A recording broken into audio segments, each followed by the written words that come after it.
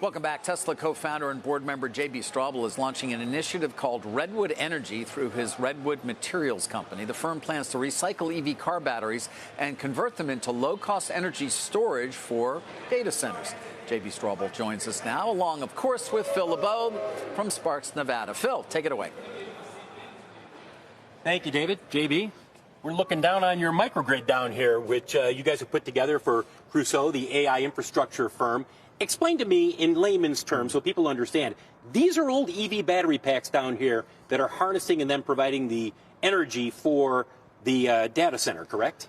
They are. This behind us here is an array of hundreds of old automotive battery packs that we've architected and connected all together to create its own microgrid and power this AI training data center. We have a lot of people who have EVs, and they're coming maybe after 8 or 9 years, and they're saying, look, it only has 50% capacity to charge.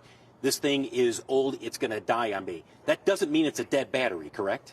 No, there's still a lot of usable energy storage left. Even at 50% capacity, we can make very productive use of that in this type of application. So as you look at this, are we at a point right now, even with the slowdown in EV sales, where we're starting to see the ramp up in the demand or the supply of recycled EV batteries? Well, for us, it's really oriented around what happened a couple years ago. And there are millions of EVs already on the roads today. So that's what's feeding this kind of growth. And we're seeing doubling every year in the amount of material coming into us. And now you know there's going to be people who will look at this and they'll say, well, that's fine, but you can just do a microgrid, or you can do some kind of a power setup for a data center, and you can be much larger and hook right into the grid. Why does this make more sense? Well, a couple of the key reasons are speed. We were able to do this in about 4 months of construction. This is operating outside of the grid, so we didn't put any extra stress on the grid, and that's key for the AI growth today, is to be able to get access to more power quickly. This is a way to do that. I want to ask you about your other job as a member of the Tesla board. You see what's happening with EVs. If the Inflation Reduction Act and those incentives go away, there's a lot of concern about how much EV demand and EV sales will slow down. What do you see as you look at the industry from the Tesla perspective, not just Tesla, but the EV companies that are out there right now? Well, I'd say really from a personal perspective, I think EVs have clearly crossed a tipping point. There's a lot of turbulence and confusion and which incentives will last and how will they unfold.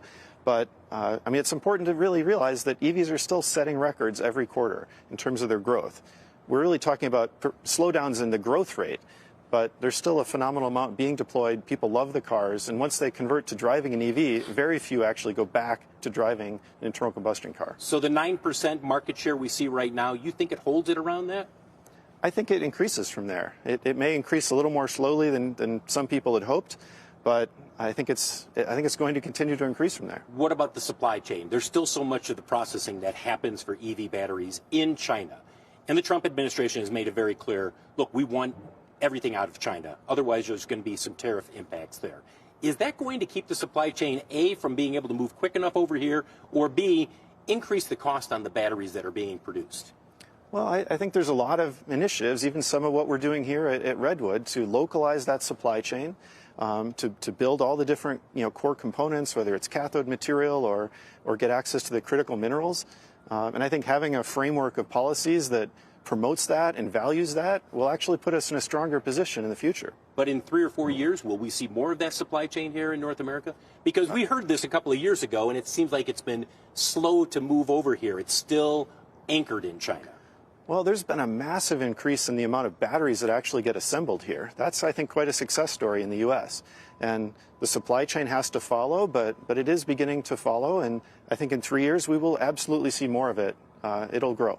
You're on the Tesla board of directors next week. Q2 deliveries will be reported. Not going to ask you about how they're going to look for Tesla. Thank you. But there is a concern that the demand is slowing down, not just for Teslas, but for EVs overall. What do you see in terms of the customers and their interest in going electric right now? Well, I still see people excited about electric vehicles. We're kind of crossing as an industry into a new type of customer, into more of a mass market. That takes a little bit more training and education. But again, as people make that conversion, they're generally loving the vehicles. I don't meet too many people who experience EVs and then go back to driving internal combustion. And to me, that's really telling. It's kind of a one-way transition. At the same time, Elon Musk has said, look, the future of Tesla is autonomous and Optimus. We don't hear a lot of talk about the EV portion of Tesla. We hear about autonomous and Optimus.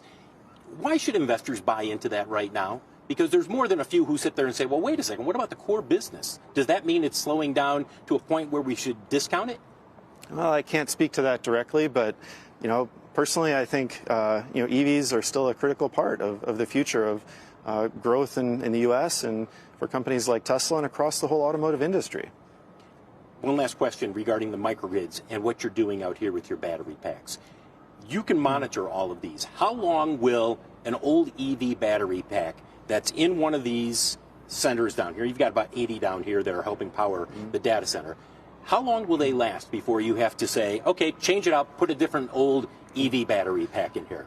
Yeah, almost 800 out here, and we expect these will last anywhere from 3 to 5 years of additional usable life. So maybe more than you would expect, but this is a much easier application than they see when they're in a vehicle, so we can extend that quite significantly. One last thing, one of our editors back in the newsroom just said to me, you've got one of the primary people at Tesla who has just announced that he's not going to be there anymore. And there's some questions about the talent pool that is there. You've seen these over the years as people have come and gone. How comfortable do you feel about the talent pool that is there right now? I'm still super confident. I think it's an incredibly exciting time, and there's a enormous amount of interest of very, very smart people who are clamoring to be a part of that. And also clamoring to be a part of what you're doing here. I think the future is pretty exciting for energy, for transportation, for autonomy. I personally am an optimist. I'm very bullish that AI can usher in a whole wave of growth and prosperity that we haven't seen before.